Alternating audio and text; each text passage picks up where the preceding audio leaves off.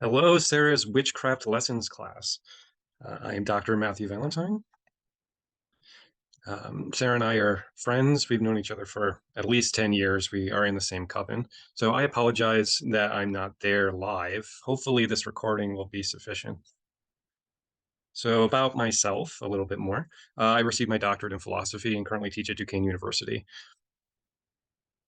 Oh, that's my dog, Julie, by the way, over in the corner. Okay, so just some courses I've taught.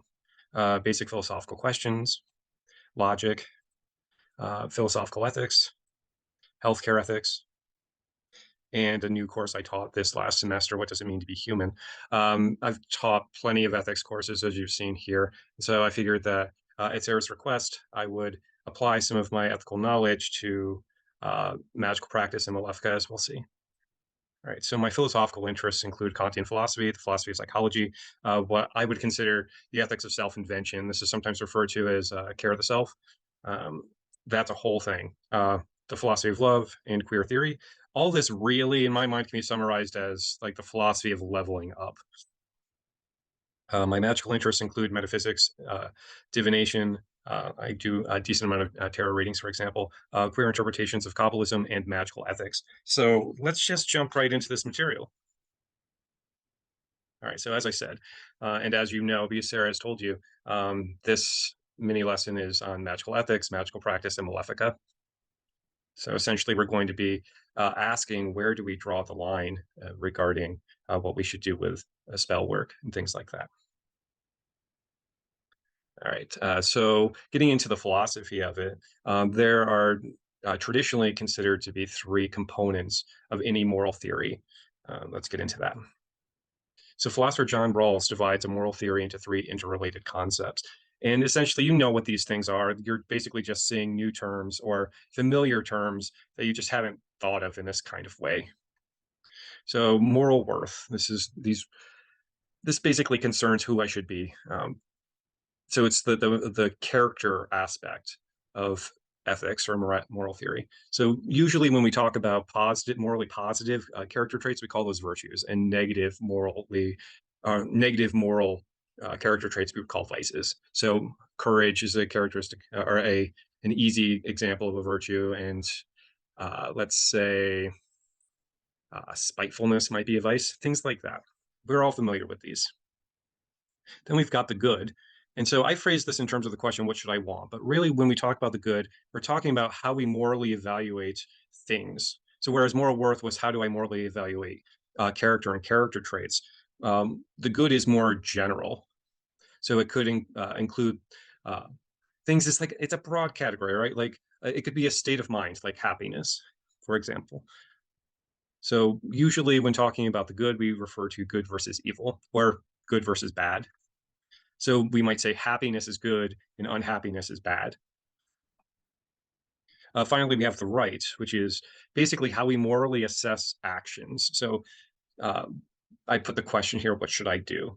So it should be easy enough to think of what the positive and negative values associated with the right would be. It would just be right and wrong. Or if we could say obligatory versus forbidden or something like that. Technically, these are a bit more detailed. Technically, under the right, we could add a whole bunch of things. Like there are actions that are neither good nor, or there are actions that are neither right nor wrong. Just like there might be things that are not good or bad. There might be things that are like super right, things that are not obligatory, but nonetheless, we would say someone's essentially saintly if they do them. An example of that might be donating an organ to a stranger. The term we would use to describe those super good actions or would be supererogatory. So we can adjust this structure to apply it to magical practice. So moral worth might be what kind of magician should I be? Like what is the proper magician's character? What does that look like? So what are the magician's virtues and vices? And we'll get to this. I think it's a very interesting question that perhaps you could discuss. Then there's the good. What things ought I to wish for? So I included things here. Essentially, what are the goals of that you're trying to bring about by means of spell work? So what magical goals are good or bad? Then we have the right. What spell should I cast? Right. So you'll notice there is an actual pattern here. So this is sequential. First, we work on ourselves. like to be in the right like mind space, to have the right character, for our souls to be in the right state or something to that effect. Then we consider our goals, like the right or the good goals versus bad goals. And finally, we formulate spells to best achieve those good goals. So one could consider this very rudimentary spell form I, and implied by this, or maybe stated within the spell, the wise and just magician. Like essentially, one in a spell could actually sing one's own praises to try to win over a listening spirit or a called upon spirit or something like that. So I, the wise and just magician, Matthew, will action A to achieve end E. So in this case, the I would concern moral worth, E the good, and A the right, since it concerns an action as a means to get E. Right. So let's focus on moral worth first. So often when we talk about virtues, there are the cardinal virtues. These are ancient, like ancient Greek virtues. They're not necessarily associated with a particular philosopher, perhaps Plato. But this is kind of like when we talk about traditional virtue ethics, this is often what people think of in terms of the four cardinal virtues. So we've got prudence, which is wisdom. The Greek term here would be phronesis. And we're going to see that term come up again and again. And one could consider the associated element of prudence or wisdom to be fire. I think that there might be some cases to be made for switching some of these elements with each other. Then we would have justice, which is fairness. Then we've got so that would be associated with air, right? And here, why I'm thinking it's air is because air is associated with swords in the tarot, and swords have this connotation of justice and fairness, kind of like an intellectual clear-headedness. Then there's fortitude or courage. Now, and that's associated with earth. Presumably, earth is something that is strong and sturdy and resistant. What's interesting about this Greek word, Andrea, which I'm sure I'm saying incorrectly, is you notice this andre right here that as a prefix. This actually refers to like andro, right? So man. So technically, this word means manliness, which is interesting. Then we finally have temperance or self-control. So that is, I'm going to say the strong suffragine. Um, Plato, in particular, seemed to esteem this as the most important of these virtues, and we could consider that associated with water. Why is that associated with water? Because temperance and self-control, it's usually self-control over one's desires and one's pleasures, and desire and emotion, they tend to be watery. All right, so let's talk about Aristotle, because usually when philosophers talk about virtue ethics, they're actually talking about Aristotle's version of virtue ethics. So perhaps some of you are familiar with Aristotle. Aristotle was an ancient Greek philosopher, lived from 384 BC to 322 BC. And presumably this is what he looks like. Who knows if that's actually what he looked like. So Aristotle was the student of Plato. So Plato was his teacher. So essentially the two big powerhouses of philosophical history or of Western thought were teacher and student, which is interesting. All right, so Aristotle argued that we can achieve happiness. The Greek word here is eudaimonia. It doesn't technically translate as happiness, it translates as human flourishing. But anyway, so Aristotle argued that we can achieve happiness through virtuous living, or arete, or excellence. Right, so we're going to see how living virtuously, what that looks like and how that gives us happiness. Essentially, what Aristotle's arguing is that a human to human properly practices or has the virtues or practices virtues. Um, so what is virtue? Virtue is the mean state between excess and deficiency concerning feelings and actions. So we're going to come back to this again, but what that essentially means is what Aristotle has kind of in mind here is that like the Goldilocks effect, that things go wrong if you have too much or too little. There's that just right. That's the virtue. So just like Goldilocks, like the porridge that was too hot, she didn't like. The porridge that was too cold, she didn't like. She liked the just right heated porridge, things like that. So what are the kinds of virtues? So there are two general kinds of virtue. There are intellectual virtues. These are knowledge skills acquired from being taught, and you learn them by means of experience and time. Where's that experience likely happening in the classroom? So this is possessed by both mortals and gods, as we'll see, or perhaps I'll just say this now.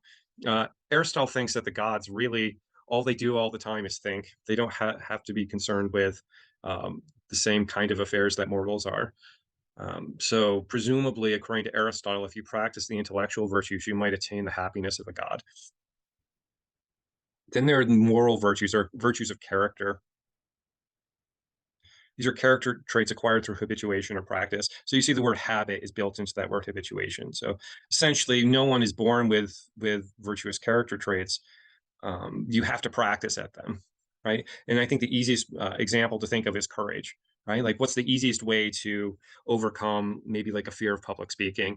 You would do that by means of practicing at public speaking, practicing being courageous, and over time, that practice kind of becomes this habit. It becomes a character trait. So this is possessed by mortals because they concern moral affairs. Like, there's a morally virtuous way to do certain things, as we'll get to, such as virtues of a soldier on the battlefield, or virtues associated with food and drink, or virtues associated with money. Gods aren't concerned with those things. Gods don't go to war with each other. Gods don't eat or drink. Gods don't uh, have an economy or any of these kinds of things. So Aristotle is basically saying, all right, humans can have both intellectual and moral virtues. Gods only really have need of the intellectual virtues. So we can attain human happiness by means of practicing the moral virtues or having the moral virtues. So what are these virtues of thought? And some of these are just going to seem a little weird that he's calling them virtues, because they really seem to be kinds of knowing or knowledge. So there's the productive virtue of thought. This is a general category. What I'm really talking about here is techne, or craftsmanship or art. This is knowing how to make things. So presumably magic is a craft, right? Like, you have a particular end in mind when you cast a spell. You're trying to produce something. Like, there's an art to magic, right? So I gave this example in the photo of like an auto mechanic. Like, presumably knowing how to repair and build cars, this would be techne, an example of techne or craftsmanship. Making ceramics might be an example of techne. Like, essentially any kind of art or craft would be an example of techne. Then we have the more theoretical virtues of thought, and these get a little abstract. There's something called nous, or intuition. This is knowing first principles, or what is self-evidently true. So there are certain principles that you don't really prove them, they're just evident, right? Like the law of non-contradiction, that something cannot be and not be in the same respect at the same time. Like something like 1 + 1 = 2, it can't also not equal 2. That's a contradiction. Simple stuff like that. But basically, Aristotle's arguing that it's intuition as a virtue that somehow sees these first principles. Then there's episteme, which translates roughly as science. This is knowing necessary and unchanging truths. So in physics, for example, when someone learns physical laws or acquires knowledge of physics, they're learning about necessary and unchanging physical laws, like the law of gravitation or the speed of light, or these kinds of things. Sophia, or wisdom. So you'll notice Sophia is wisdom. Phronesis, as we'll get to, is a kind of wisdom called practical wisdom. We'll get there in a second. Wisdom is combining intuition and science.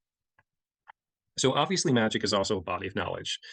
You know this because there are hundreds, thousands of books on magic. Like, presumably, this is documenting the facts of magic.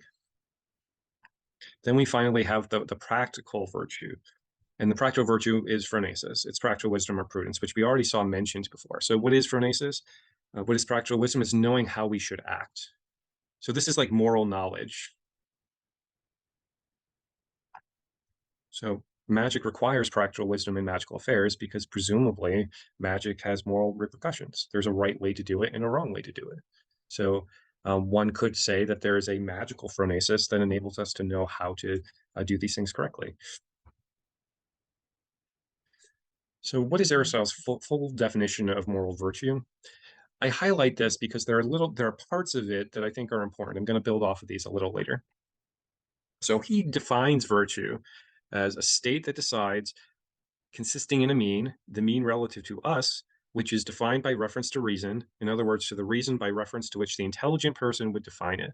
All right, so there's a lot there, which we'll unpack in a second. But the most important part of this definition is it is a mean between two vices, one of excess and one of deficiency.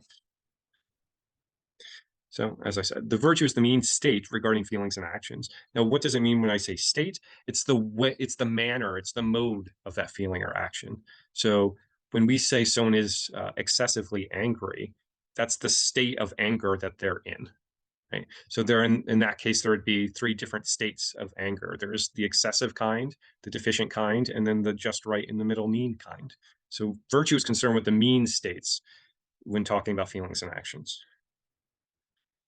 So the mean state concerning a feeling or action is when they are felt or done, and this is going to sound tautological, at the right time, about the right things, towards the right people, for the right end, in the right way. So while I think technically the mean is being covered by 1 through 4, it's definitely strongly uh, uh, implicated in this the right way. So the right way is presumably as a mean rather than excessively or deficiently, or as moderately. So this is the thing I appreciate about Aristotle. And I think in modern times we get confused about what courage actually is. Right. So for Aristotle, a bank robber by definition can't be courageous because they're fearless and confident at the wrong time about the wrong things towards the wrong people for the wrong end and in the wrong way. So courage concerns the mean state concerning fear and confidence, as we're going to see in a second. So the point being here is someone who is showing fearlessness and confidence in the wrong circumstance, they're probably showing them in excess. And we'll get to that in a second. It's also important to remember that mean relative to us, the C point of that definition. Aristotle wants to highlight the fact that the mean is circumstantial. In other words, it isn't like an arithmetical mean. This is not like you're averaging numbers. So depending on the person or persons or the situation, what counts as the mean changes. And that's why you need phronesis, because phronesis enables us to see what the correct mean is in a given circumstance. So as I highlight here, the right amount of water for an oak tree is not the same as for a cactus, right? If you give the right amount of water that an oak tree needs to a cactus, you're going to drown that cactus. It's going to die. Likewise, if you give the amount of the right amount for a cactus to an oak tree, that oak tree is going to die of thirst, essentially, right? Like, so it takes a special kind of knowledge to be able to assess a situation and determine what the right mean is.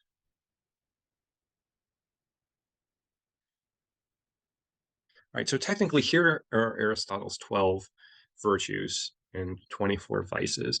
This is not a complete list. Right? Aristotle fully acknowledges that this is not like a full list, but these are important virtues and vices.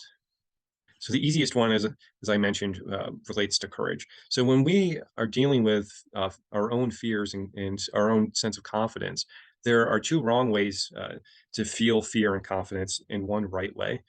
So one can feel too much fear and too little confidence, and that's going to give us um, cowardice, right? So presumably, if you're overwhelmed with fear and lack confidence as a soldier on the battlefield, you're going to flee from approaching soldiers or something like that. I keep using these soldier references in regards to courage because that seems to be what Aristotle mostly has in mind is courage in terms of warfare and on the battlefield. Similarly, there are those who have too little fear and too much confidence. This is someone, say, on the battlefield that rushes into headlong into battle or something like that when they're ill-equipped. So we would say that person is rash or reckless. They haven't correctly assessed what they're capable of actually meeting as a challenge. And the right way, the mean way, is courage, right? Like these are people that feel the right amount of fear, the right amount of confidence.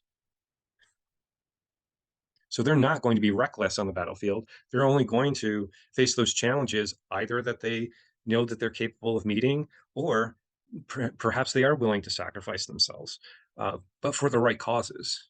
Then we have pleasure and pain.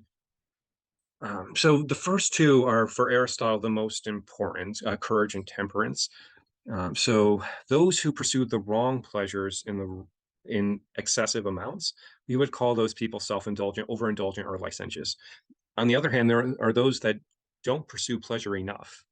This is interesting because Aristotle is essentially saying that people who are ascetic, who deprive themselves of pleasures, have a vice. It's insensibility.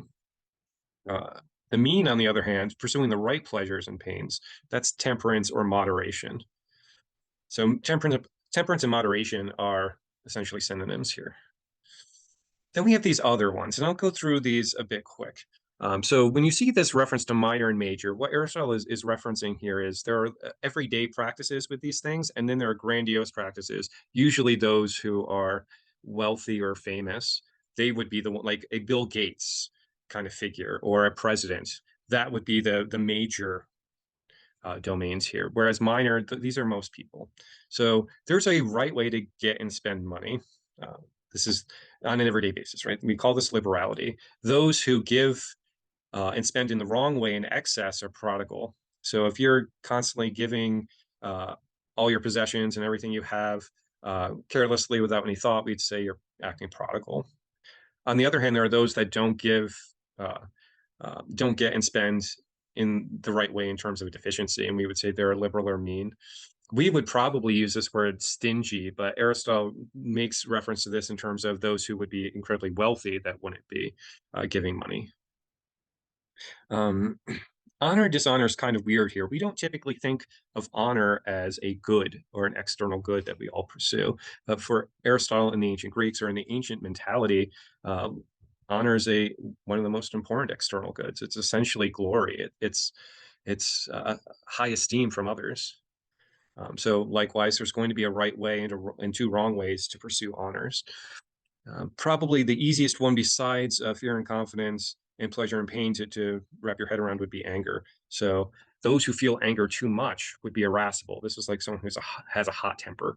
Um, those who don't get angry enough, they would lack spirit. They're unirascible. Now, this word spirit here, uh, there's context in ancient Greek philosophy. So spirit is that part of you that gets angry. It's it's almost like the kind of spirit we talk about when someone has athletic spirit. Like when they're on, say, they're a basketball player and they have spirit, they're really pushing themselves. Then there's self-expression. There are those who are just very honest about themselves. They don't boast about themselves. They're not understated. So those who basically brag about themselves are boastful. Those who undersell themselves, we call that divisive understatement. Regarding conversation, you've got people who are witty. That's the right way to be conversational with friends and family or anyone. But there are those who overdo trying to entertain people, and those people would be buffoons. And then there are those who can't entertain people. They would be boorish. Um, regarding social conduct, this is essentially friendliness. Like how pleasant are you with around others? So obviously, friendliness would be the virtue. Obsequiousness would be someone who's kind of like a flatterer, or someone who goes too far in trying to please others. Whereas someone who's cantankerous is unpleasant, like they're not personable. Now, the thing about the next two, technically, Aristotle says that there aren't virtues here, at the very least in regards to shame. There isn't a virtue for feeling shame the right way, because presumably a virtuous person isn't doing anything shameful. But as we're working towards becoming virtuous people, it would be right to be modest. There are those who feel too much shame, and we call them shy. And there are those who feel too little shame, and we would call these people shameless. Now, I want to highlight indignation here. Because it's going to be a recurring mention. All right, so indignation. The right way to feel indignation is righteous indignation. This is us being upset about the right things. Like if an injustice has occurred, righteous indignation is the appropriate feeling to have, or the right virtue. Um, so envy and malice, these are interesting, right? So what is envy? This is feeling pain at someone else's success. What is malice? Feeling pleasure at someone else's misfortune. So both of those are bad.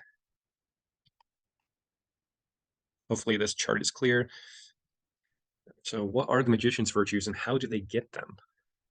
So as I said, magic is both a craft which is taught and a practice which must be virtuously practiced. And so practice is obviously like um, uh, has multiple meanings or related meanings. In this case, sure, it's something you do, but in this case, practice is also something you repeat. Um, the former question, the craft, concerns efficacy. Can you effectively cast a spell? And the latter concerns prudence. Should you cast that spell? So Aristotle's definition of virtue, when applied to magical practice, implies initiatory mentorship. Right? Remember that intelligent person that's supposed to be able to determine the mean in a given situation.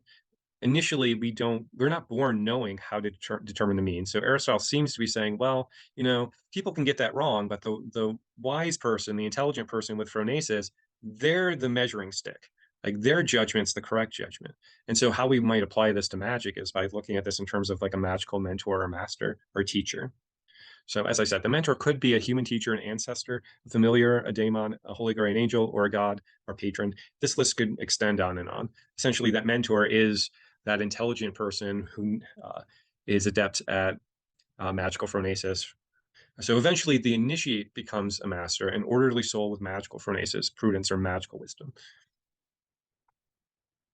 So many, if not all, of Aristotle's 12 virtues are easily applicable to magicians. So a magician should show courage in circumstances when ability is commensurate with the goal. But also consider those vices, right? It would be reckless to bite off more than you can chew with your magic. So a magician should be moderate in their desires rather than overindulgent. Um, the magician should be generous to petition spirits, giving appropriate offerings, and seek to benefit those who would make good use of blessings rather than be ruined by them. So there is wisdom in knowing who should get what. Because if you give money to someone who's going to squander it or use it in bad ways, that's a vice for Aristotle. Similarly, a magician should be patient during their magical practice and not get frustrated or lust for results. So that expression, lust for results, I'm sure you've heard this before. Once you do a spell, you don't want to be too fixated on it coming true or happening. You want to let that unfold. So patience would be relevant in that circumstance. So most importantly, in cases of malefica, the magician should only avenge when stirred by righteous indignation, not envy or malice. So righteous indignation is aligned with the virtue of justice. Right? It's being upset at injustice, someone undeserving getting a reward, for example. So just take a minute and consider what virtues and vices you think are unique to magical practice. So I applied Aristotle's virtues and vices.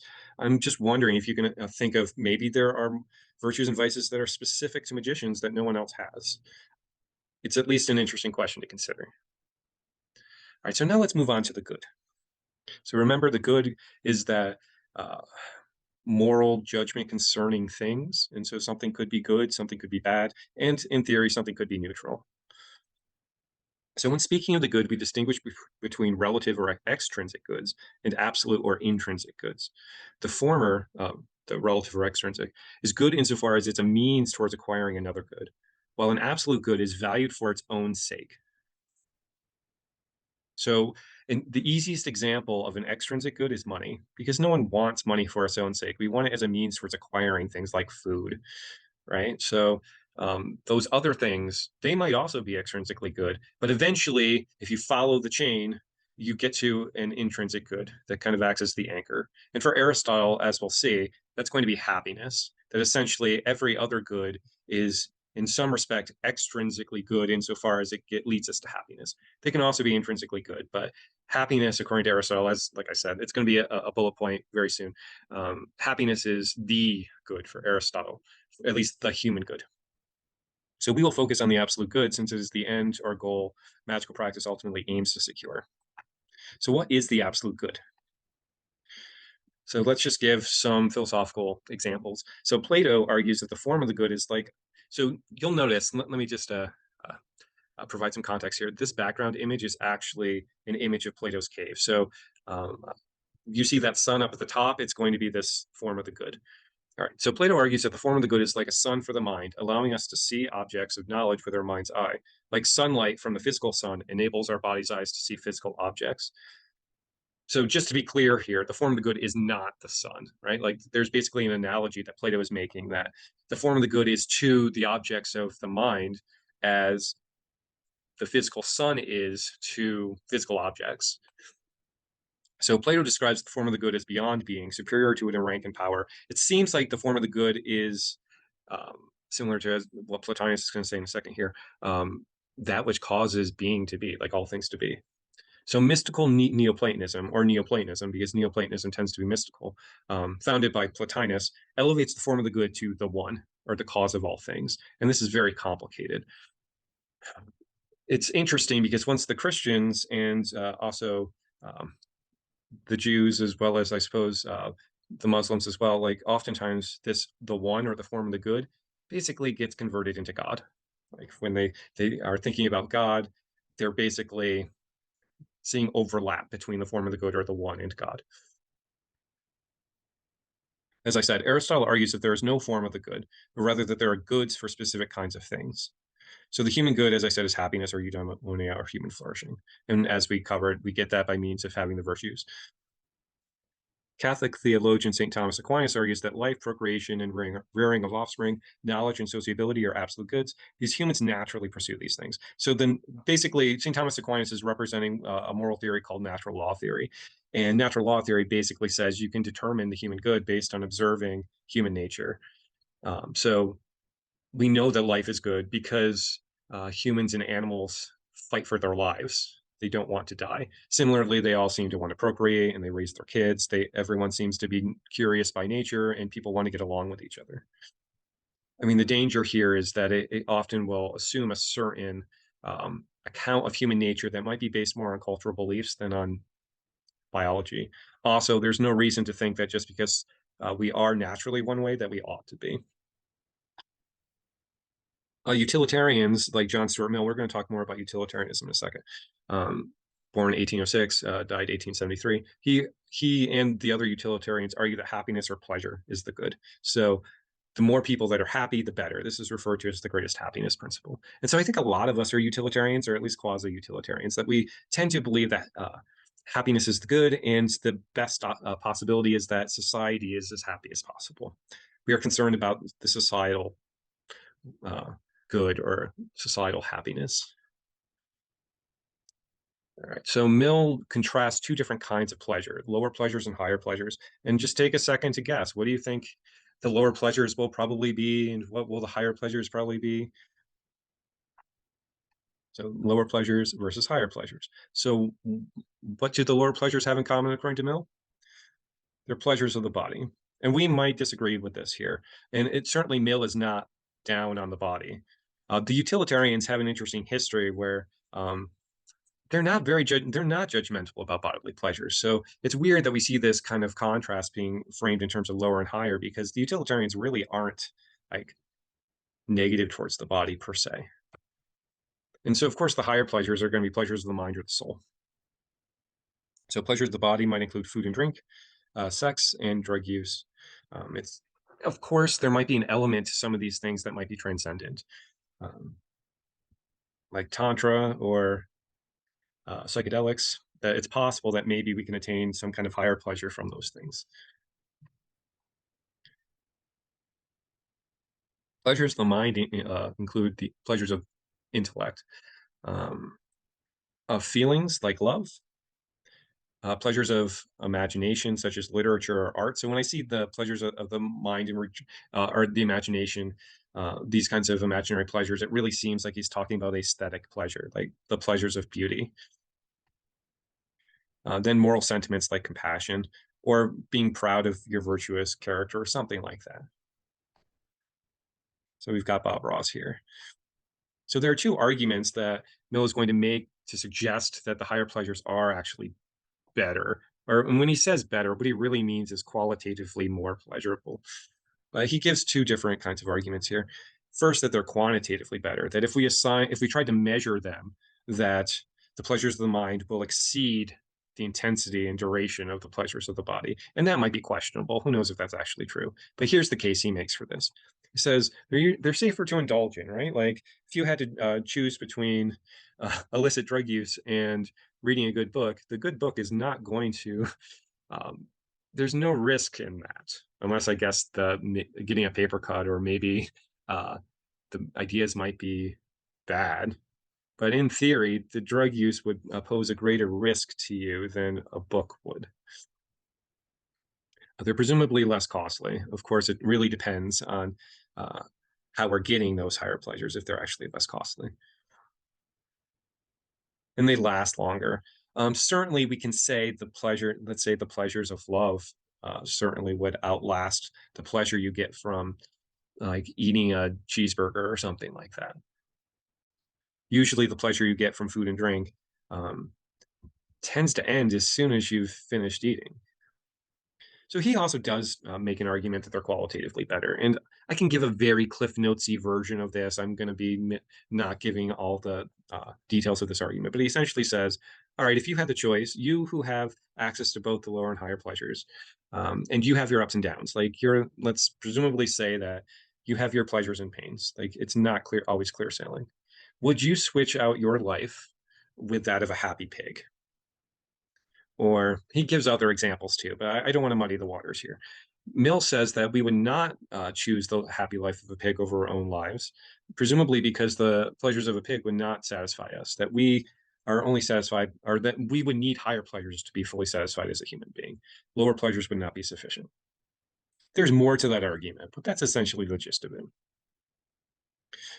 So humanity's dual nature, I want to highlight the kinds of goods that spells or magical work or spellcraft or what have you could be aiming for. So we've talked about happiness, but I think that we can go a bit more into this. So humans are a composite of body and soul, of mundane material reality and transcendent spiritual reality. So I'm just talking body and soul, the goods of the body and the goods of the soul. So there's a modern tendency to reduce human nature to the self-focused, material, and finite, or physical nature, instead of expanding it to include the other focused, intelligible, and infinite, spiritual nature.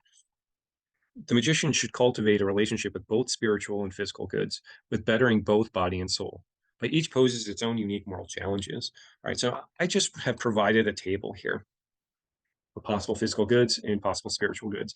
And this is in no way a complete table, but I think that what I've highlighted here in each of these categories, there is a reason why I've chosen these for one thing, but I think that one could make the argument that in each of these worlds or spheres, that this could be like the highest physical good within each. So when we're talking about the grand metaphysical or cosmic sphere or world, um, authenticity might be the best physical good. What is authenticity, at least from a Heideggerian perspective? This is us recognizing our own mortality, the inevitability of our own deaths, and kind of owning the fact that we're going to die and we should do the best with our lives or with the remaining time we have that we can, that we should live as authentic individuals. A spiritual good of the metaphysical world, I would call sublimity or the sublime. So I mentioned the soul, the world, and God in terms of things that are sublime. We're normally familiar with how nature can be sublime. Like so, in the literature, there are two kinds of sublimity that are talked about. There's the mathematical sublime and the dynamical sublime. And so the mathematical sublime is when we're in awe of things that are massive, too massive for us to wrap our heads around. So when you look at the night sky, your mind just kind of gets blown, right? Like, wow, I can't even grasp what I'm looking at. It's so massive. That's mathematical sublimity. Dynamical sublimity or the dynamical sublime is when we encounter in a safe place, at a safe distance, something in nature that is intensely powerful. So, like a hurricane. If we saw a hurricane from a safe distance, we would just be in awe of its power. Now, for Kant, who I'm getting this from, the reason why we feel sublimity is basically because there's a conflict between two parts of ourselves, our bodies and our souls. That essentially, on one level, we recognize that our body is inferior to this facet of nature. Like our imaginations can't wrap themselves around the massiveness of the sky. Moreover, we recognize that that hurricane would crush and destroy our bodies, but that there is nonetheless something within us that exceeds the power or exceeds nature. Like when our own rationality allows us to understand the massiveness of the universe, even if we can't grasp it with our imagination. And our free will also, when we encounter something that's super powerful, we recognize that there is a power within us, we could call it our soul, that is even more powerful than anything nature can throw at us. So according to Kant, that's what's really sublime, is the world merely occasions our awareness of our own soul's sublimity. And then presumably God is also the most sublime. So when we see the word sublime, we could also think about holiness and sacredness, that there's something sublime about the sacred. Then we've got the social world. And when I see the social world, I think mostly the ethical world, like how we deal with other people. So in the physical world, or the physical good associated with the social, presumably would be power, security, and greatness. So why do we want power? Presumably so that we're not in danger. But also power enables us to hone our skills and become great. So obviously that can be abused, right? Like this is something that you can misuse power. The spiritual good, I think, associated here would be morality. And this would be justice and excellence. And we've talked a bit about excellence in terms of the virtues, as well as justice. So I think that's pretty self-evident. Then we might talk about the biological world. Um, Obviously, the physical good associated with the biological or with the body would be health. So that could be one's own personal somatic or bodily health, but it might also refer to genetic fitness, like whether these genes from an evolutionary perspective are fit to be passed on. The spiritual good I associate with biological would be beauty, and this is also involved and involves Kant. But so adherent and free, this is the contrast between seeing something that is a perfect exemplar of its type. Like if you see the statue of David, it might have adherent beauty because we might say this is like the ideal man. Free beauty is like the kind of beauty that you contemplate, but you don't you it doesn't have a concept associated with it. It's like your mind is free to just contemplate something. It's like when you see a beautiful sunset or like a beautiful landscape. This is free beauty because it's not really about understanding it. You just kind of reflect upon it and get swept up by the beauty of it. Then there's the psychological world. Presumably, the physical good here would be pleasure. And that could be sensuality, that could be sexuality. The spiritual good I would associate here in the psychological would be love. And so we've got eros, philia, and storge. So eros is romantic love, philia is platonic or friendly love, and storge is familial love, like the love a parent has for their child or vice versa. So I think these are the kind, like, I think the magician, as I said, should cultivate a relationship with both the spiritual and physical goods, with bettering both body and soul, right? So there are obviously wrong ways to get these, but there are obviously right ways as well. So I think to live the fullest life, you should have all of them. And I think the magician ultimately aims to have the richest life, to be ultimately fulfilled, to be the best they can be. And presumably you would be living your best in large part if you had these goods, if you were well-rounded. All right, so let's do the last category and then we'll wrap things up. So the right is obviously concerned with assessing actions.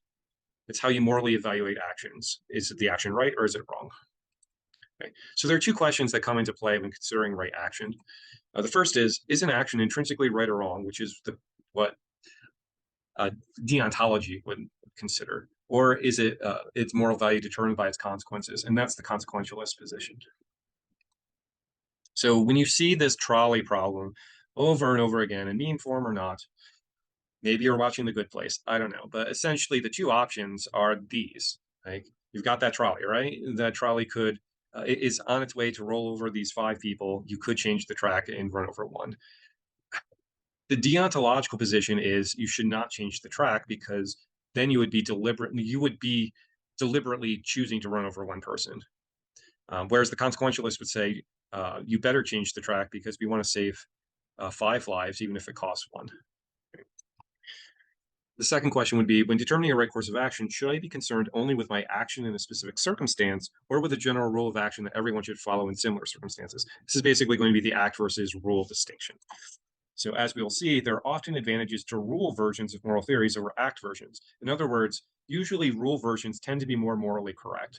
In ethics literature, this is referred to as the standard of internal support, that often we just tend to have a general notion in most cases of what the right and wrong is. And if a moral theory is at odds with that, we would say it lacks internal support. All right, so let's just illustrate these distinctions. There's something called ethical egoism. Ethical egoism is the moral position that I ought to do what is in my own interests. It's as it sounds like. Although I think the term is a little misleading because it makes it sound like egoism is ethical when it really is going the other way. It's saying, or rather, it makes it sound like we're practicing an ethical form of egoism, but really what it's saying is egoism is ethical, right? That what we should be concerned about is our egoistic demands or interests. So ethical egoism aligns with what many magicians call the left-hand path. Essentially, if you think of Ayn Rand, and some might argue Nietzsche, some would say, or essentially libertarians, not all libertarians, but ethical egoism and libertarianism are not necessarily at odds with each other. So presumably this is a consequentialist moral theory, since one is obligated to do that which will produce personally beneficial consequences. And how the ethical egoist would define that is very subjective. So beneficial consequences would merely be those that align with my personal values or desires. So that's kind of interesting. Essentially, It's just about one's personal values and whether one is living in accordance with those. But it's not because those values are in and of themselves important or valuable. It's merely because they're your values. Act ethical egoism is only concerned with my action in a given situation. So if I wanted to curse a despised enemy premeditatively, like this is not self-defense, and I can foresee there wouldn't be any personal blowback, I should do it from an act ethical egoist perspective. Rule ethical egoism would consider the question, what if everyone did this action? Would the end result be personally beneficial? In other words, it's concerned with what set of rules will, if everyone follows them, lead to my personal benefit. So if everyone cursed their enemies, I would likely become an eventual target, which is not in my best interests. So from a rule ethical egoist perspective, I shouldn't curse my enemies premeditatively.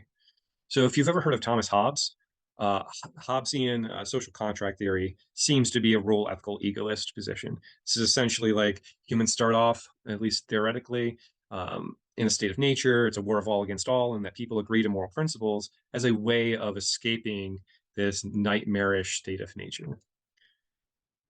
So for Hobbes, moral principles are not good in and of themselves, but because they're a means towards you staying alive. Okay. Then we've got utilitarianism.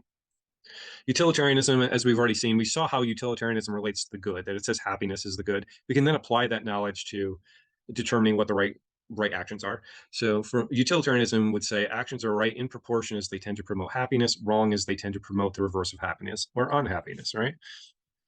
So utilitarianism isn't essentially consequentialist because it is only concerned with how much happiness an action produces and how many people are made happy by it. So notice this, utilitarianism is not ethical egoism. It's not concerned just with your happiness. It's concerned with everyone's happiness, or at least the happiness of those impacted by your actions. Right? So it's unlikely that your actions are going to impact society at large. They're likely to influence the happiness and unhappiness of a handful of people. So utilitarianism, like all consequentialist moral theories, is plagued with moral problems, since it seems to advocate that we do intrinsically wrong actions if great happiness results from doing them. This is the ends justify the means mentality. So when I say plagued with moral problems, what I am referring to, I made reference to the moral standard of internal support. That's the big problem here. It seems like utilitarianism sometimes tells us to do things that we know we shouldn't. So act utilitarianism might encourage you to jinx competitors in the running for a job if the resulting happiness for you outweighed the resulting unhappiness of those competitors. However, consider, what about rule utilitarianism? Do you think that if it were a rule for people to jinx their competitors, that it would result in greater happiness for society? Probably not, right? So rule utilitarianism would likely discourage such a spell, since this could lead to less qualified candidates getting jobs. This would likely reduce total societal happiness. Moreover, if everyone in similar circumstances cast that spell, not only would there be a lot of jinxed people, but the point of the spell would likely be undermined, because your competition would likewise be jinxing you too, right? So rule utilitarianism would be against this jinxing your competitors to get a job spell. And we finally have Kantian deontology, which sounds wordy. I would say that of all the things we've covered, Kantian deontology is going to be the most complicated. So hopefully, at least some of this is going to make sense. So Kantian deontology is the moral position espoused by Immanuel Kant, go figure, that we ought to comply with duty and only perform intrinsically right actions, or actions logically possible for everyone to do that respect the unconditional worth of people. Kantian deontology is not concerned with consequences. This is part of the problem of Kantian deontology, is it completely disregards consequences and only considers whether the action is intrinsically right or wrong. What's important for Kant is whether or not the maxims that determine our actions are morally correct.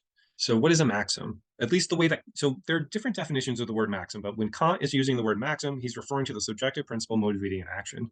In other words, whenever you act, you can deduce a maxim from it.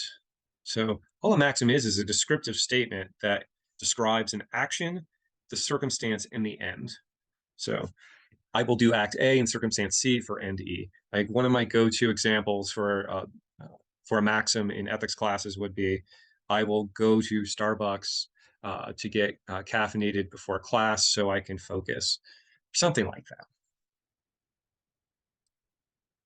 So one of the reasons why I bring up Kant and maxims is I think that the maxim form is very similar to the spell form.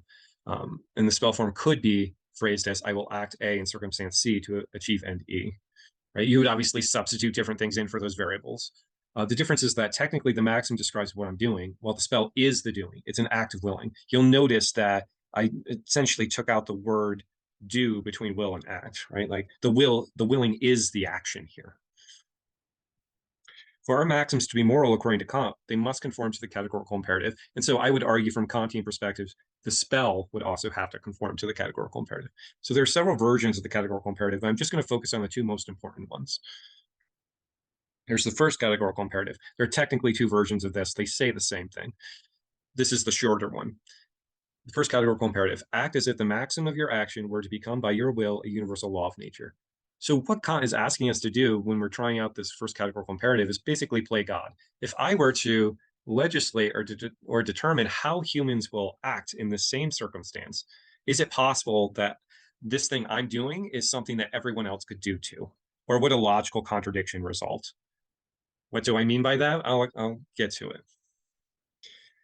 What I would say is this not what the magician is doing with spellcasting, making their spell through force of will into a law of nature? Kant merely asks whether it's logically possible for our maxims or spells to be universal laws of nature. What he's really asking us is it possible for a universe to exist where everyone does or follows that maxim that you're considering following? The second categorical imperative, I think, is a lot easier to understand. But Kant says that both of these principles basically highlight things that are common sense. And I would agree. It's just the way they're stated doesn't sound very commonsensical at times. Right, so the second categorical imperative: act in such a way that you always treat humanity, whether in your own person or in the person of any other, never simply as a means, but always at the same time as an end. All right, what does this really mean? Treat people with respect, treat them as people and not as things to use. Like, our common sense moral intuition here is don't use people. Like, we don't like to get used. We want to be treated with respect. Kant's just echoing that thought. So let's actually flesh this out so we have a better understanding. And to be honest, I'm skipping over a lot. There are a lot of details and nuances here which we don't have to get into. Consider the following scenario. You're in need of money, but know that no one will lend it to you unless they think you'll immediately pay them back. But knowing your financial situation, you know that's highly unlikely to happen. You can consider casting the following spell, which this could be phrased as a maxim as well. I will that my lender will lend me money today and not ask for it back. Is it possible for the spell to be willed into a universal law of nature? Just consider it for a second. Can it be? From Kant's perspective, the answer is no. And why? Why can't it be? Well, what's the condition upon which this money is being lent? That it's going to be given back, right? But the lender would know it wouldn't be given back. So it's not possible for the spell to be willed into a universal law of nature because lenders would not lend money if they knew in advance they wouldn't be paid back.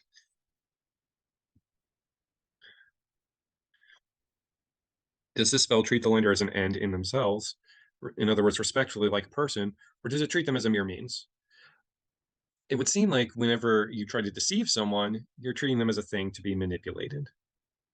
So it seems like this spell would also fail the second categorical imperative test. So think of those categorical imperatives as tests that you would basically put the spell up against. Like, does it pass this test? Does it pass that test? The second categorical imperative does not preclude meting out injury when doing so respects the personhood of yourself or others. So with Kant, to treat a criminal with respect, to respect their humanity, would be to hold them accountable, because presumably they are rational agents that were free, that chose to do wrong, and therefore they should be punished for it. So it's odd from Kant's perspective, you would actually not be treating a criminal with respect if you didn't punish them. Another way that perhaps injury might be justified from a second categorical imperative perspective would be if you're challenging an unjust systemic practice. In other words, you're showing respect for victims by fighting for justice. So let's just tie this all together. So ethical magical practice involves striking a balance between virtual character, acquisition of goods, and the consideration of consequences and intrinsic rightness of spell work. So a magician should strive to be virtuous, since a just and harmonious soul, and that would be a soul that has mastered itself, that's in control of its desires and faculties. So a magician should strive to be virtuous, since a just and harmonious soul will not only seek the good and do what's right, but also be more effective at spell casting, right? So in other words, if you have a chaotic, unjust soul, as Plato would phrase it, you're not coherent. Like, you're not in complete control of your capabilities, of your abilities, your faculties and skills. So you're likely to be ineffective or not as effective. So, as a rule, the magician should usually only use malefica justly for a just cause, such as when spurred on by righteous indignation at a grievous wrong done to an innocent. A magician should seek to bring about a good through their magical practice, even if the immediate intention is to harm in self defense or the defense of the innocent. If harm is necessary, it should be kept to a minimum, with the possibility of resulting in redemption and happiness. Ideally, even if a spell is against a foe, one should be striving for their good as well. In this particular case, their good would be becoming better people. A magician should also strive to be well rounded in the goods they pursue, incorporating both physical and spiritual goods. This way, the magician continues to morally improve and evolve. Finally, a magician should not see themselves as a moral exception or an exception to a moral rule, but rather uses magic as an extension of everyday moral conduct. So if you wouldn't stab someone in the face in ordinary life, then you shouldn't use magic to accomplish the same end, right? And I think that sometimes there's this temptation for magicians to think that they're playing by different rules when they're acting in a magical capacity as opposed to an everyday capacity. And I think that's the wrong way to look at it. The magician should treat others, both the living and spirits, as ends, respectively as people, knowing when doing so still permits malefica. So, malefica, if understood in a general sense, could just be a spell that is um, circumventing someone's consent, going against their free will. So, I gave an example here of using magic to heal someone who's unconscious. Now, if you're unconscious, you technically can't consent, right? But nonetheless, you would still be doing something to help that person. All right, so I know that there was a lot that we covered here, and hopefully I didn't go too quickly. I suppose the virtue of having a video or slides like this is you can always return to something that was confusing. Hopefully, this has been helpful for you. Hopefully, you found it interesting. And I suppose if you have any questions, you can ask Sarah and I can field those. All right, so I wish you all the best, and thank you for the privilege of having taught you this material.